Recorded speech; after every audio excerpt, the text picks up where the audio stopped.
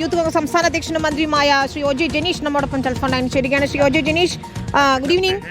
ഏതായാലും ഒടുവിൽ ഒരു നടപടിയിലേക്ക് എത്തിയിരിക്കുന്നു. ആഭ്യന്തരമന്ത്രി തന്നെ DGPയുടെ റിപ്പോർട്ടിന്റെ അടിസ്ഥാനത്തിൽ നടപടിക്ക് ശുപാർശ ചെയ്തു എന്നതാണ് മനസ്സിലാക്കുന്നത്. അല്ല, തീർച്ചയായിട്ടും അത് അർഹതപ്പെട്ട ഒരു നടപടി തന്നെയാണ് ഉണ്ടായിട്ടുള്ളത്. ആഭ്യന്തര വകുപ്പിന്റെ ഭാഗത്തുനിന്ന് വളരെ കാര്യക്ഷമമായി തന്നെ വിഷയത്തെ സംബന്ധിച്ച് പരിശോധിക്കുകയും അന്വേഷണത്തിന്റെയും അതോടൊപ്പം തന്നെ റിപ്പോർട്ടിന്റെ അടിസ്ഥാനത്തിലാണ് നടപടി എടുത്തിട്ടുള്ളത്.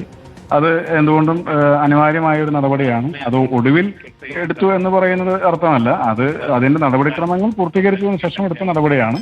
സ്വാഭാവികമായിട്ടും കേരളത്തിൽ കഴിഞ്ഞ ഇടതുപക്ഷ സർക്കാരിന്റെ കാലഘട്ടത്തിൽ സർക്കാരിന് വേണ്ടി വഴിവിട്ട രീതിയിൽ പലപ്പോഴും ഇടപെടുകയും യൂത്ത് കോൺഗ്രസ് പ്രവർത്തകരെയും മർദ്ദിച്ച കേസിൽ ഗൺമാൻമാർ ഇറങ്ങിയെന്ന് മർദ്ദിച്ച കേസിൽ ആ കേസ് അട്ടിമറിക്കാൻ വേണ്ടി നേതൃത്വം കൊടുക്കുകയും തൃശൂർ പൂരം ഉൾപ്പെടെ അലങ്കോലപ്പെടുത്തുകയും അതിന്റെ ഭാഗമായി BJPക്ക് തൃശൂർ ജയിക്കാനുള്ള ഒരു രാഷ്ട്രീയ സാഹചര്യം ഒരുക്കി കൊടുക്കുകയും അടക്കമുള്ള ഒട്ടേറെ കാര്യങ്ങളിൽ അദ്ദേഹത്തിന്റെ ഭാഗത്തുനിന്ന് ബോധപൂർവമായി ഒരു പോലീസ് ഉദ്യോഗസ്ഥൻ ചെയ്യാൻ പാടില്ലാത്ത കാര്യങ്ങൾ ചെയ്തു എന്ന സാഹചര്യമുണ്ട്. അപ്പൊ അത്തരമൊരു ഘട്ടത്തിൽ കഴിഞ്ഞ സർക്കാർ അദ്ദേഹത്തെ ഒരുപാട് സമയം രാഷ്ട്രീയമായി സംരക്ഷിച്ചു നിർത്തി. പക്ഷേ നടപടിക്രമങ്ങൾ പാലിച്ചുകൊണ്ട് അന്വേഷണ റിപ്പോർട്ടിന്റെ അടിസ്ഥാനത്തിൽ സർക്കാർ നടപടിയെടുക്കേണ്ടത് തീരുമാനം തന്നെയാണ്.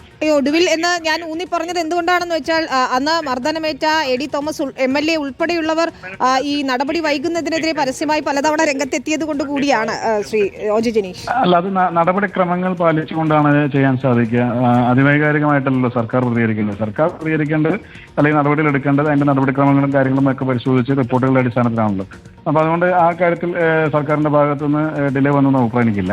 പക്ഷേ വളരെ കൃത്യമായി തന്നെ അതിന്റെ എല്ലാ നടപടിക്രമങ്ങളും പാലിച്ച് ആഭ്യന്തര വകുപ്പ് കൃത്യമായി തന്നെ നടപടിയാണ് എടുത്തിട്ടുള്ളത്. ശ്രീ രമേശ് ചെന്നിത്തല ഭാഗത്തു നിന്നുണ്ടായിട്ടുള്ള നടപടി എന്തുകൊണ്ടും അതിനെ എല്ലാ കാര്യങ്ങളും പരിശോധിച്ചതിന് ശേഷം ഉണ്ടായിട്ടുള്ള നടപടിയാണ്.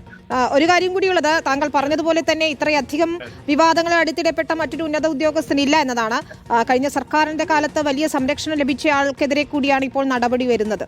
ശ്രീ ജനീഷ്. അതെ, കഴിഞ്ഞ സർക്കാരിന്റെ കാലത്ത് രാഷ്ട്രീയമായി പോലീസിനെ ദുരുപയോഗം ചെയ്യുന്ന കാര്യങ്ങൾ ഉൾപ്പെടെ ഒരുപാട് ആക്ഷേപങ്ങളുണ്ടായിരുന്നു. അത്തരം കാര്യങ്ങൾക്കൊക്കെ നിന്നുകൊടുത്ത പോലീസ് ഉദ്യോഗസ്ഥന്മാരും അവർക്ക് രാഷ്ട്രീയമായി സംരക്ഷണവും ഉണ്ടായിരുന്നു. അത് സ്വാഭാവികമായിട്ടും ഒരു സേനയ്ക്ക് ചേരുന്ന കാര്യങ്ങളല്ല എന്നുള്ള കാര്യം നമുക്കെല്ലാവർക്കും അറിയാം. ഇപ്പൊ നിങ്ങൾ തന്നെ മാധ്യമങ്ങൾ ഉൾപ്പെടെ പലപ്പോഴും ചർച്ച നടത്തിയത് എന്തുകൊണ്ട് നടപടി ഉണ്ടാകുന്നില്ല എന്ന് ചർച്ച നടത്തേണ്ടി വന്ന സാഹചര്യം മാധ്യമങ്ങൾക്കും പൊതുജനങ്ങൾക്കും എല്ലാം ബോധ്യമുള്ളതുകൊണ്ടാണല്ലോ. പക്ഷെ നടപടിക്രമങ്ങൾ പാലിച്ചിട്ടാണ് സർക്കാരിന് ചെയ്യാൻ വേണ്ടി സാധിക്കുക. അതുകൊണ്ടാണ് ആ നടപടിക്രമങ്ങൾക്ക് ശേഷം നടപടി എടുക്കുന്ന സാഹചര്യം ഉണ്ടായത്.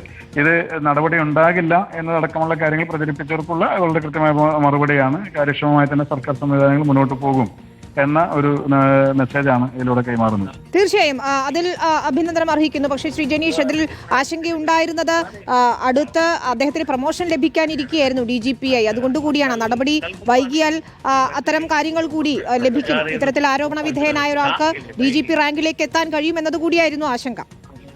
അല്ല, അത്തരം ആശങ്കകളെല്ലാം ഇപ്പോൾ പരിഹരിക്കപ്പെട്ടല്ലോ. സർക്കാർ വളരെ കൃത്യമായ നടപടി എടുത്തല്ലോ.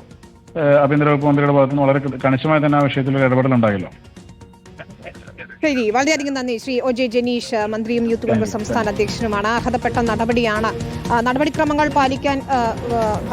പാലിക്കാൻ ശ്രമിച്ചതുകൊണ്ടാണ് വൈകിയത് എന്നതാണ് അദ്ദേഹം പറയുന്നത്.